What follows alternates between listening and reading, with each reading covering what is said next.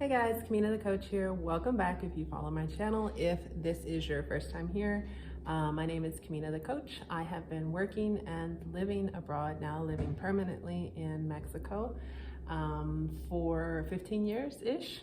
So this channel was originally, I kind of switched over my coaching business to help people start to get their lives together to work and live abroad. So wow, 15 years ago, people were already doing this, and that ties into the topic of this video. But then when COVID came in 2020, I moved back to the United States for 2 years and really aggressively attacked some early childhood trauma related to the fact that I'm an adoptee. So you'll find a mixture of videos on this channel related to being an adoptee, working through early childhood trauma, living a better whole life, and my experiences and advice for working and living abroad, which naturally leads me into my topic for this video. I'm really kind of sad that I got hooked back into media. I haven't done TV, music, or anything since 2008. After reading The Secret, understanding the law of attraction, and the energy that we're sending out is what we're attracting back to us, and what we're focusing on, we're attracting to us. So I really made a concerted effort not to overindulge in negative, move this out of my way, in negative commentary, negative anything.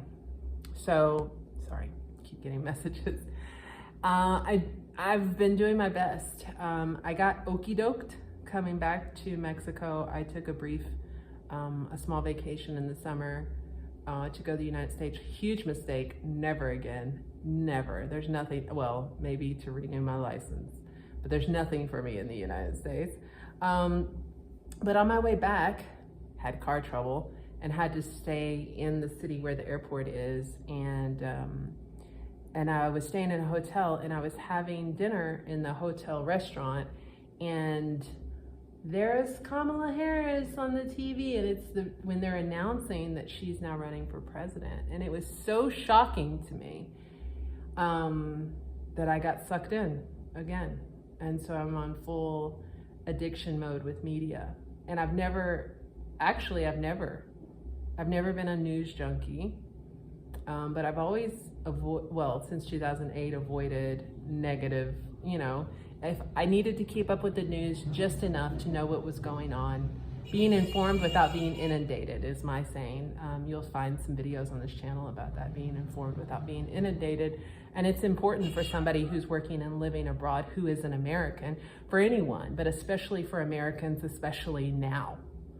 It is really important to stay informed, but not inundated, and I am inundated at this moment. So, precursor to the message.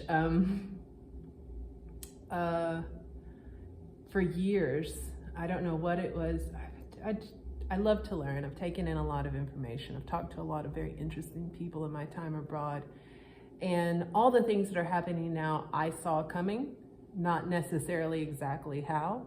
But with the election of Barack Obama years ago, I kind of saw this coming. And then definitely leaving the United States, it's easier to see, I think it's difficult for Americans in America to see the forest for the trees. You're inside of it. And once I was outside of the United States, it was much easier to see what was going on and what was going to happen. It almost felt like, without spreading conspiracy theories, like it was a setup. Like, United States has been building this hate bomb since the 2 terms that President Obama served as president. And they've been building this hate bomb, and then enter Trump. Now enter Vice President Harris. And so I'm really, I guess I'm more tied to the conflicts in the Middle East because I've spent a significant amount of time in the Middle East, and I feel that brown people get a lot more prejudice against them than white people. Yes, I feel for what is going on with Russia and Ukraine, but Ukrainian people, I feel like, get a lot more empathy than the Palestinian people, the Iranian people, not the government, the Iranian people the Lebanese people, the Syrian people, the Yemeni people. It's not the people's fault. Anyways, calm down. So anyways, I've been following a lot of what's going on in Israel and Palestine, Lebanon, Iran. And I watched somebody talking about can Israel recover, and that they're experiencing a brain drain, that their doctors and their intelligent, the people who are the foundation of society are leaving. The people who can afford to are leaving. Why wouldn't they? I would. It was horrible working in Iraq the last year that I was in Iraq after October 7th. And Iraq is not technically involved in the conflict. It was horrible. If I was living in Israel, I would want to leave too. But so that brings me to being an American working and living abroad, and why are so, and then it's interesting.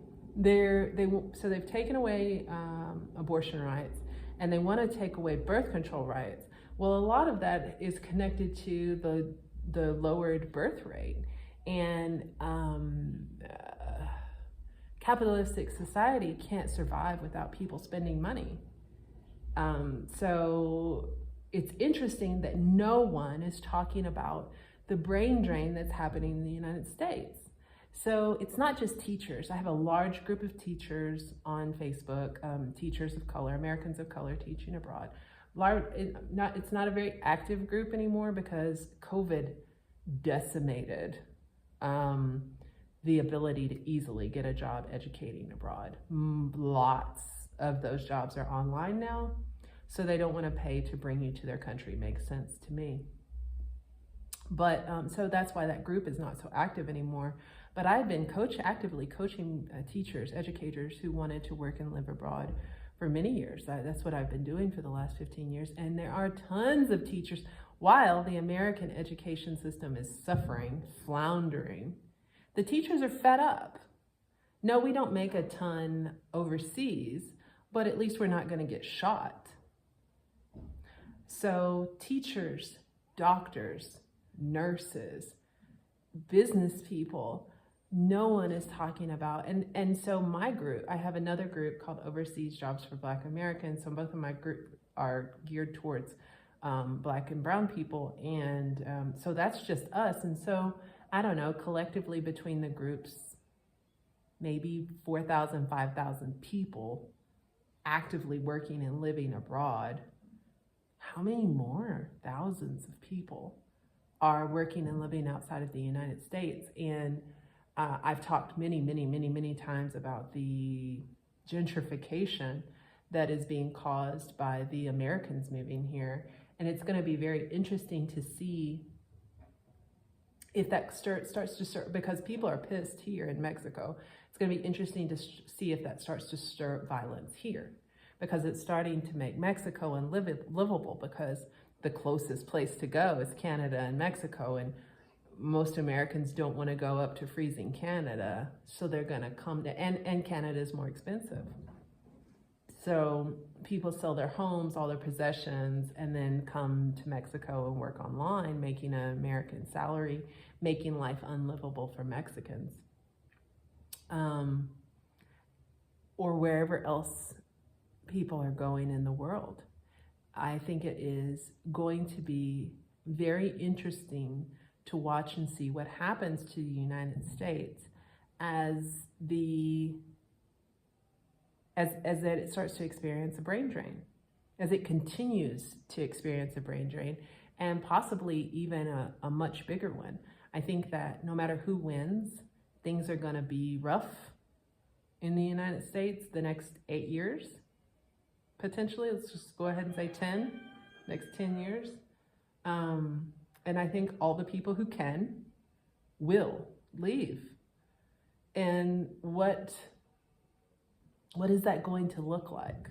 What is it going to look like for the United States, whose education system is already floundering, whose medical system is already floundering?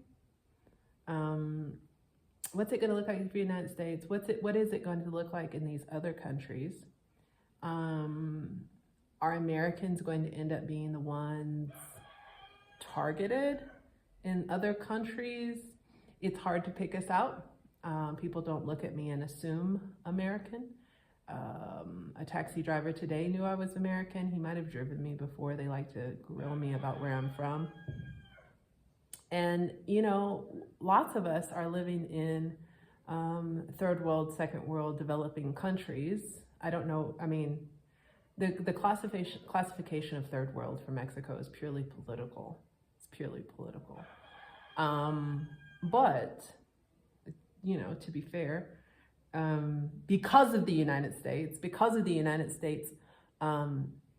secretly carting off one of the biggest cartel drug lords here, now Sinaloa is effectively at war, and the police and government are kind of non-existent here.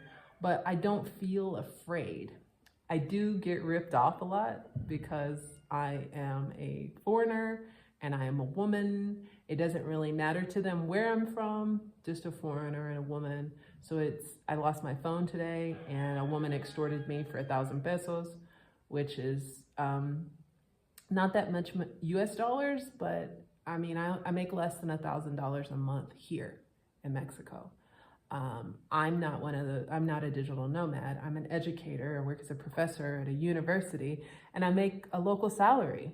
I have good benefits. I have free medical insurance for whatever that's worth, but I also have retirement and a housing fund and all this stuff. So, but, you know, I paid double for a car that I went and got checked out today that's not doing so great. I've only been here since January. It's September 19th, 2024. I've only been here since January and I've moved 6 times. I tried to register my car in my name and I got took for about $300.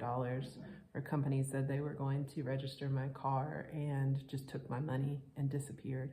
The company is just never open now, so I can't get my money. So I've had a lot of uncomfortable things happen to me here, but it's all money related. It's not, and still none of it stops me from living. I think I've definitely done videos before. You hear the rooster. I think I've definitely done videos before on that it's easier to be broke outside of the United States because it just is. Life is cheaper. And in general, even though there probably per capita more violence here, I think people are more likely to help. Even though there are quite a few people eager to rip you off, there are just as many, probably 2-3 times more, willing to help. And I don't think that it exists anymore in the United States. I was in a constant state of distress when I was there those 2 years during COVID. So all of that to say, even though life is a little challenging here, and no matter what, even though my skin color is quite equivalent to the people here, I'm very tall, I stick out, people know I'm an outsider, I still would not go back to the United States, ever. I was offered a job in Florida, never. Keep DeSantis, I'm good with that. What's gonna happen? That's what all this video is about. Like, what's gonna happen and why aren't they thinking about us? And they've effectively made it impossible for us to vote. I mean, why would I want to? Well, I still have an American passport. I mean, I still have an American Roth IRA. I still have an American bank account. I should be able to vote. No, I don't have to pay American taxes, but I am paying Mexican taxes, which, you know, whatever. And yeah, what about us? I don't know. Like I said I think in my last video, I do not feel that the powers that be will allow the United States to slip into pure chaos, as in like people warring in the streets, although it might for a little bit. But a much bigger problem is the lack of a medical system, the lack of an education system. You can't even replace your doctors if all the teachers are gone, all the professors are gone? How do you replace what you lose? It's very, very interesting. It's very, very interesting. So we'll see what happens. Again, I really feel like it doesn't really matter who wins. It's going to be volatile. And I think, unfortunately, Mexico is going to witness a big influx of Americans running away from chaos. And, you know, even though, like I said, there is a relative lack of government and systems here, I feel safer here than I ever did in the United States. So anyways, that was all I had to say. There was no real moral of the story. Why aren't they thinking about us? Not trying to get us back? Fine. I mean, I left the United States with the intention of going back, but I'll never go back. I'm just waiting on permanent residency here. So thank you, Mexico, for keeping me. I'm sorry to those of you who may be watching who are suffering from the gentrification of other Americans that moved here. I'm not rich. I'm making a local salary. So take it for what it's worth. My name is Kamina the Coach. And until next time, I am sending you love, light, peace, and joy. Until next time, I'm out. Peace.